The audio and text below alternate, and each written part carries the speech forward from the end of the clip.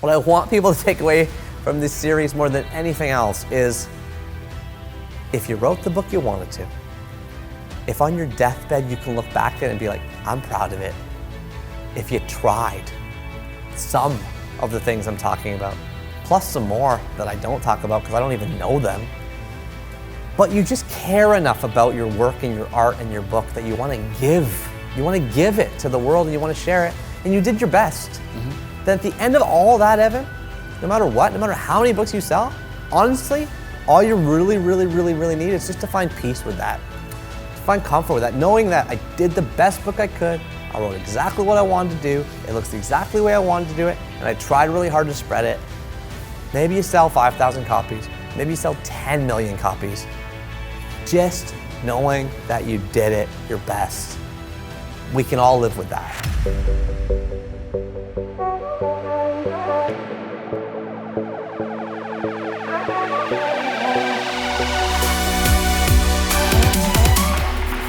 Welcome back. We are doing a 10-part series on how to sell 1 million books with Neil Pasricha, who has done it. This is our last episode, number 10, which is Get Lucky. Get lucky.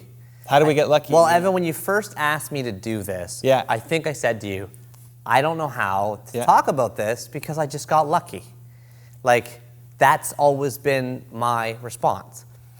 And I wouldn't have done this video other than the fact that I thought about it more and more, and I thought, I'm just afraid to do this video because I actually have been working hard at this. I think hopefully the previous 9 parts of this series show that. There's some elements of hard work in there, but I do have some of the original semblance of that first blush thought, which is partly I just got lucky. Now, what do I mean get lucky? There's 3 things I want to say here. First is hope for a moment, okay? We talked about talking points. We talked about fitting your book into what the conversation is. We talked about that in earlier parts of the series, but there's something magical about a moment where you might have the right book at the right place at the right time that you couldn't have guessed, and it just all worked out. So if there's a huge celebrity that dies or something, and you happen to, and this happens all the time, you look at it, you happen to have a book coming out that person's autobiography or that person's biography in like 2 weeks, boom, boom, you got the Steve Jobs, like literally the Steve Jobs autobiography came out like right when he died. Like you couldn't have predicted, he might have lived 10 more years. The point is, it randomly happened, right? You could also be like a huge news story about a police shooting a black teenager.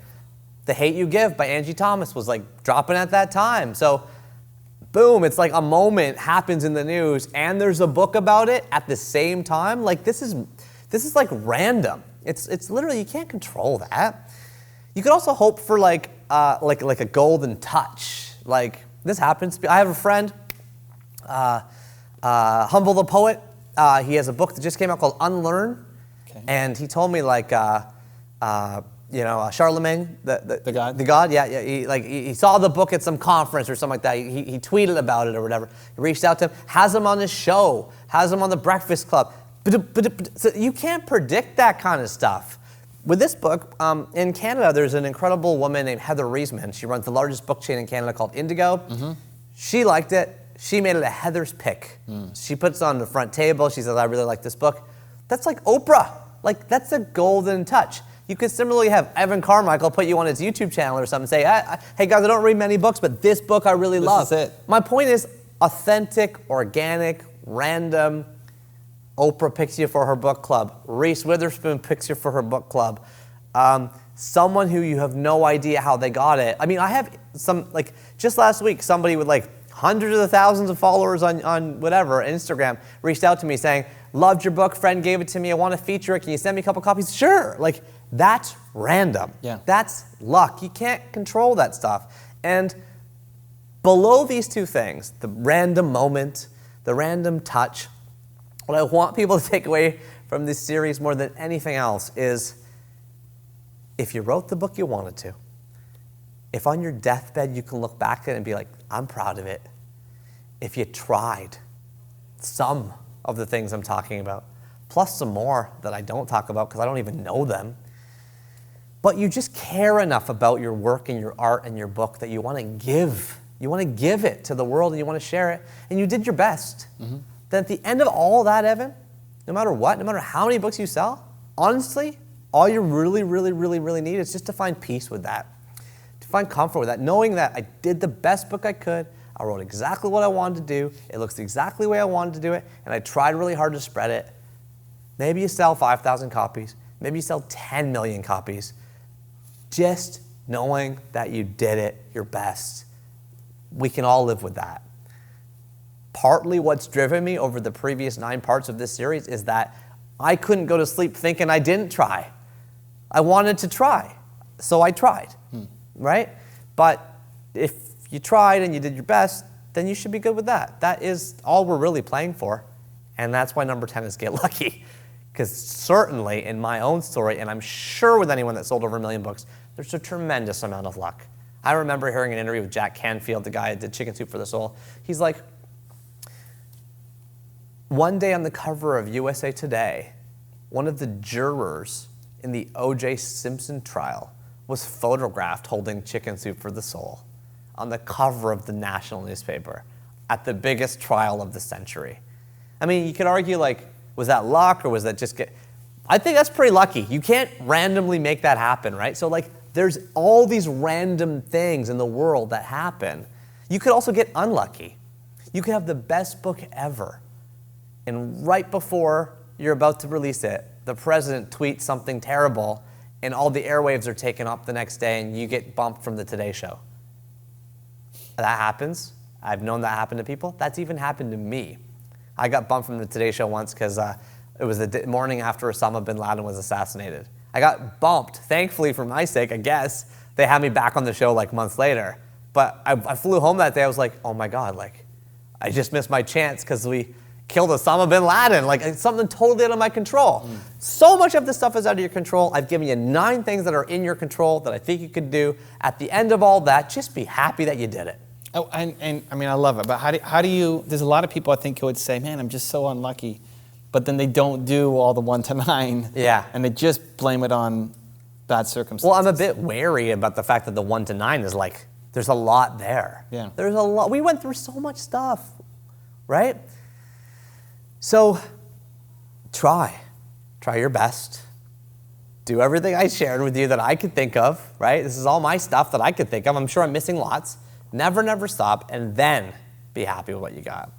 So I didn't put be lucky at the beginning. I put it at the end, on purpose. Is the acid test just, are you proud of yourself? Yeah. Can you sleep at night? Did you do your best? Some authors, by the way, I've met authors who are so interested in the sales side of it, but not in the writing. I've met authors that are so interested in the writing side, but not interested in the selling.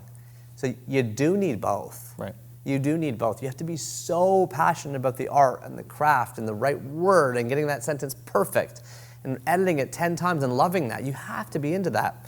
And I think these days you gotta be interested in the hustle. You gotta be interested in staying till the end of the line to sign everyone's book, stopping at every bookstore. You gotta be interested in saying, what type of traffic is coming to my website from radio stations?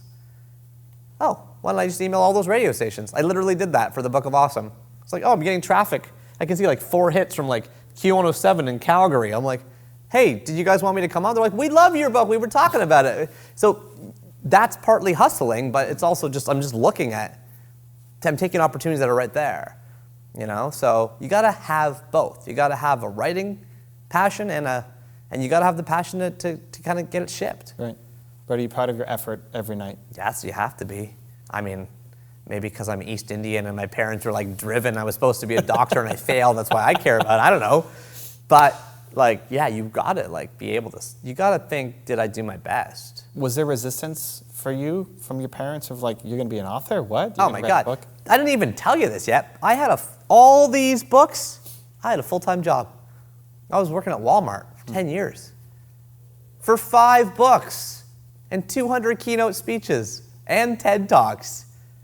And only then did I have the courage to say, you know what? I think I'm going to do this full time. So even after selling 1 million books, I'm still working my full-time job because I felt culturally that you got to have a paycheck. Who's going to pay your dental bills? If you're an author, I pay them now. And by the way, the dentist is very expensive. It's true. Like $400. Those used to be on my benefits plan. But you don't have a benefits plan anymore. So what is there a book number, or for authors who are watching, wanting to get started, want this to be their career, they're working at Walmart, they maybe are okay with their job, but I don't know, people love their job working at Walmart. At what point does it become a business? Well, so for me, I always did the 3-bucket test. So a week has 168 hours in it. So split that up into 3. You got 56, 56, 56. If you sleep 8 hours a night, like you're supposed to sleep 8 hours a night, that's 56 hours. 8 hours a night, 7 days a week, 56 hours. A normal full-time job is about 56 hours. Maybe it's contracted for 40, but you have commuting time, you're maybe staying late, you might be doing work at home, like I was, so 56. Those 2 buckets, pay for, justify, and create your 3rd bucket. That is your side hustle bucket, it's your fun bucket, it's your anything you want bucket. You can binge watch Netflix, you can go to the gym, or you can write a book. In my case, for all those years I was at Walmart and in my books, it was always in that bucket. Only when Leslie and I got married, and we had kids, and that 3rd bucket quickly became bedtime, bath time, dinner, then I was like, uh-oh, my work bucket, which is 56 hours at Walmart, it has to be 1 or 2. It has to be Walmart or writing. And so then I made the decision. Which would I be prouder with on my deathbed? And if it fails, what could I go back to and what can I go back to? 2 tests, deathbed test and the Plan B test. The writing passed both tests at that time. I'd be prouder of it. And if it failed, I could hopefully knock on doors and get a job again. So then I did it. So it still took me a lot of years. And looking back, I probably should have leapt earlier. But for me, keeping those things going at the same time was healthy for 2 reasons. Number one, it created risk-taking in the other. So having a full-time job at Walmart meant my blog didn't need to have ads. I could write about whatever I wanted. I wasn't counting on it. And the blog and the books being successful means I could speak truth to power at work. I could ask the CEO a question. And when that happens in corporate offices, you get promoted. So risk-taking was created in the other by having something to fall back on in both. If someone wanted to follow your path and be a nonfiction writer, turn to thought leader, do speaking gigs, get paid for writing books, get paid for speaking, consulting, coaching, all the stuff that you do. At what point, whether it's timeline or number of books sold, can it become a feasible career? Oh, well, that depends on your cost of living, and it depends on the type of lifestyle you want. So if you live in an urban center and you want to buy a home and you want to have children, like that's a different thing than like someone who's single living in a cheap apartment in the middle of nowhere, who's like maybe making small amounts of money on ad revenue. So let's say I want to make $100,000 a year. Yeah. Oh, okay. So I can tell you all the numbers, how they work. So basically, the average hardcover makes $3, and the average paperback makes $1. Okay. So for me today, zoom up to today. That's just a way to. So books are largely a small industry. So most people that are writers can't make enough to quit their jobs. Start with that. Most people who are writers cannot make enough money to quit their jobs. Because also a writer's like, the salary's like this. Like it's, whoop, like unless you have another book, right? So then you think, well, how do I monetize that more if I want to? And for most thought leaders, they do a number of different things. Speaking, you mentioned, is one very common thing. So I think the value of live is increasing in the world. I think content is free and it's everywhere and everyone can watch anyone's TED Talks. You can watch my South by Southwest talk, my Google talk, and my TED Talk for free. So why would you have me at your conference? Because the value of live is increasing. That also plays into that thing about book signing I said. Staying late, going early, shaking every hand, that's worth a lot of money because no one else does it, right? So that's one thing. But also the value of live is increasing because it's harder and harder to get a uniform group of people going in one direction. Right? Because everyone's so scattered, so that's valuable. So speaking's one. Another thing is, and I've never done this, monetizing your properties. Branding deals, influencer marketing, ads on your website, like that's huge. A lot of people that are thought leaders that have email lists have ads in their email list or sponsors in their email list. I do not. I've chosen not to do that. I'm against ads. I have a podcast. My podcast is called 3 Books. I'm looking for the 1,000 most formative books in the world. It's a great way to keep the conversation going about my books.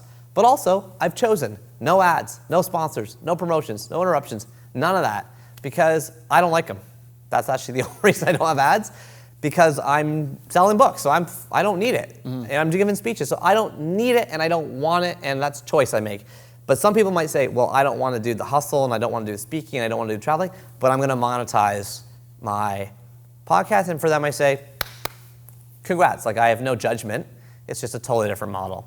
I'm just anti-advertising because I feel dirty about ads. That's just random for me. All right. I love it. Yeah. That's just my thing. I don't have ads on my blogs, on my podcasts, on nothing. I got no ads. But in exchange, I'm also doing other things that other people wouldn't do probably. So you got to do what's right for you, in line with your integrity, in line with your principles, that makes you feel happy at the end of the day and live an awesome life. I love it, man.